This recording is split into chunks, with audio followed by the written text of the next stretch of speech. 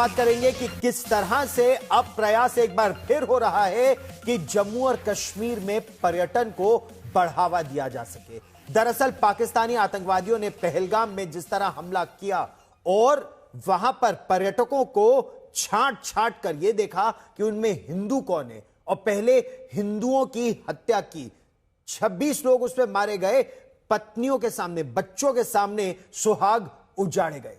पहलगाम हमले के बाद जम्मू और कश्मीर के मुख्यमंत्री उमर अब्दुल्ला केंद्र शासित प्रदेश में फिर से पर्यटन को बढ़ावा देने के लिए, पर्यटकों का भरोसा एक बार फिर जीतने के लिए पुरजोर कोशिश कर रहे हैं। कल उन्होंने पहलगाम में ही कैबिनेट की बैठक की और यह कहा कि वहां पर एक मेमोरियल बनेगा उन सभी के लिए जिन्होंने अपने प्राणों का सर्वोच्च बलिदान दिया, जो वहां आतंकवादियों के हाथ मारे गए। लेकिन वो चाहते हैं कि पर्यटक एक बार फिर आए। आज उमर अब्दुल्ला गुलमर्ग पहुंचे। नया कश्मीर की जो मुहिम है उसको आगे बढ़ाने में उमर अब्दुल्ला जुटे हैं। आज तक संवाददाता मीर फरीद ने उनसे खास बातचीत की उनके विजन पर, क्योंकि याद रखिए अभी खीर भवानी की यात्रा, माता खीर भवानी की यात्रा और उसके बाद अमरनाथ यात्रा जुलाई में शुरू होगी और प्रयास यही है बड़ी संख्या में पर्यटन भोले बाबा के दर्शन के लिए आए, जम्मू कश्मीर पूरा घूमे लेकिन सुरक्षित भी रहे। उमर साहब, आप कल से ही लगे हुए हैं, कोशिश पूरी तरह कर रहे हैं, जो भी आपके हाथ में था आप कर रहे हैं। आपको लग रहा है कि कहीं जो है चेंज आने की पॉसिबिलिटी है? जिस तरीके से अभी जो लग रहा है कि यात्रा पे फोकस है, केंद्र की तरफ से ज्यादा जो है इस पे पहल नहीं हो रही है। उम्मीद कहते हैं ना, उम्मीद पे दुनिया कायम है। हम अपने तरफ से जो इकदाम उठा सकते हैं हम उठा रहे हैं, जो हम कोशिश कर सकते हैं कर रहे हैं, बाकी ऊपर वाले तक है। हमारी कोशिशों में कोई कमी नहीं रहेगी। और वैसे भी अगर आप देखें तो हमारी कोशिशों के बिना भी गुलमर्ग खाली तो नहीं है। कल पहलगाम में भी मैंने काफ़ी टूरिस्टों से मेरी खुद मुलाकात हुई, यहाँ आज गुलमर्ग में भी। तो इससे हमें हौसला मिलता है कि हम सही रास्ते पे हैं। और 22 अप्रैल का जो हमला है, उस हमले के तहत हमारा मिशन जो है रुकेगा नहीं। जम्मू कश्मीर को तरक्की के रास्ते पे रखने पे, जम्मू कश्मीर में पूरी तरह से अमन कायम करने में और जम्मू कश्मीर के लोगों को इस अमन का फ़ायदा पहुंचाने में हमारा मिशन जो है वो डीरेल नहीं होगा।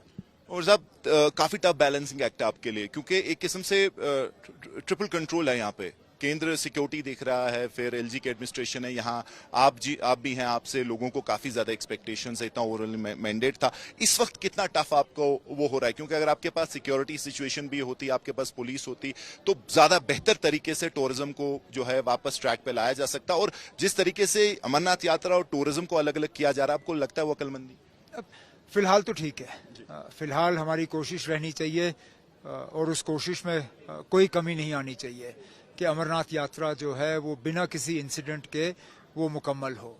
हमारे तमाम यात्री जो हैं वो आएँ, सही सलामत वहाँ पे जाएं, अपनी हाज़िरी दें और अपने घर वापस जाएं। उसमें किसी तरह की कोई कटौती या किसी तरह की कोई कमी नहीं रहनी चाहिए।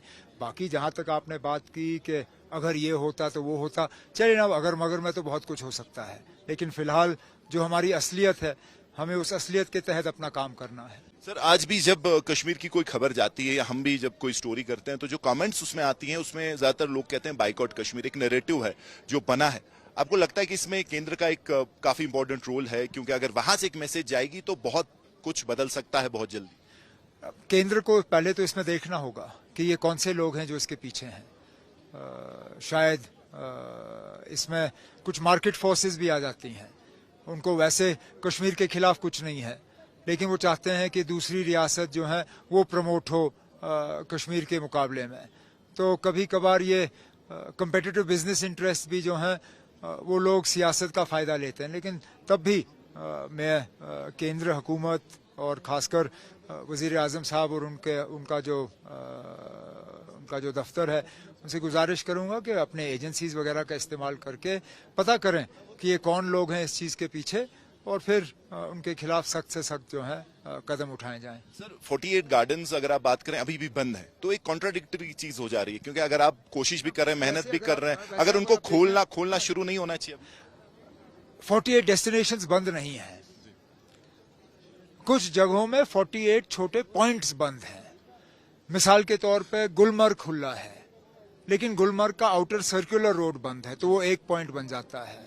इसी तरह पहलगाम खुला है, लेकिन बेताब बंद है, तो वो एक पॉइंट बन जाता है। और जरूर मैं आपकी बात को बिल्कुल एंडोर्स करता हूं कि बुरे वक्त में भी हमने ये जगहें बंद नहीं की।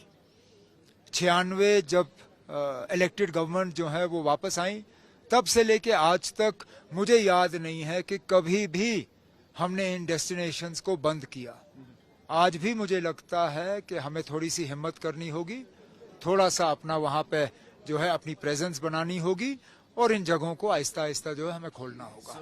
लास्ट क्वेश्चन, ये ग्राउंड फीडबैक मैं आपसे शेयर करना चाहता हूं। मैंने लोगों से मिला, खासकर जो पर्यटन जो व्यवसाय है उससे अलग लोग थे। एक तो जुड़े हैं, वो तो ऑब्वियसली सफर कर रहे हैं, लेकिन आम इंसान जो है वो कहता है कि जिस तरीके का जब टूरिज्म बहुत अच्छा चल रहा था, तो जो होटेलियर्स हैं, जो भी लोग इससे जुड़े हैं, जिस तरीके का जो उन्होंने रेट रखा था और जिस तरीके से कि लोकल इज नॉट वेलकम, तो वो कह रहे हैं कि there is no kind of love lost tourism industry के लिए। तो आपको लगता है ये जो सब हुआ है, इसमें एक जो है टूरिज्म इंडस्ट्री को भी देखना चाहिए कि कैसे इन चीजों पे वो कैप करें, कैसे रेट्स पे कैप करें, कैसे लोकल्स को रेट्स पे कैप क्यों करें? अगर कोई एक होटल के कमरे के लिए 70,000 या 80,000 देने के लिए तैयार है, हम क्यों ना लें? मैं क्यों उस होटल के मालिक को कहूं कि नहीं जी आपको 20,000 लेने हैं?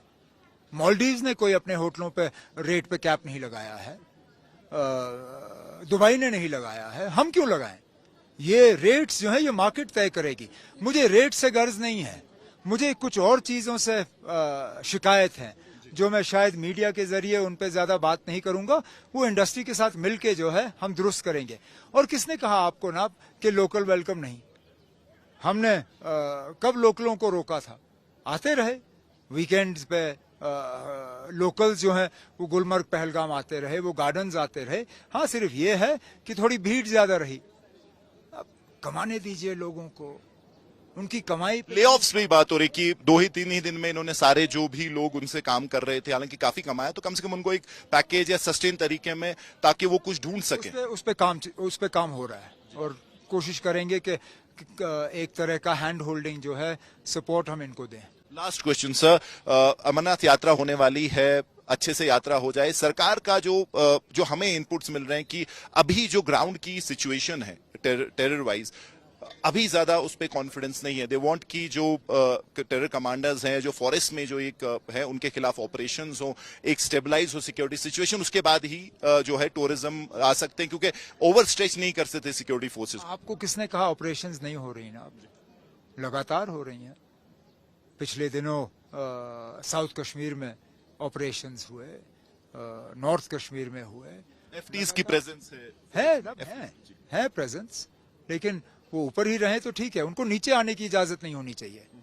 उनको नीचे आते आते अगर हमारे ट्रैप में फंसे तो ठीक है, जंगलों में रहें तो एक ना एक दिन वो पकड़े जाएंगे। हमारी बदकिस्मती ये रही कि अगर वो जंगल में ही रहते तो बाइसरन का हमला नहीं होता, लेकिन कहीं ना कहीं वो जंगल छोड़ के नीचे आ गए। उस चीज पे हमें रोक लगानी है। Thank you.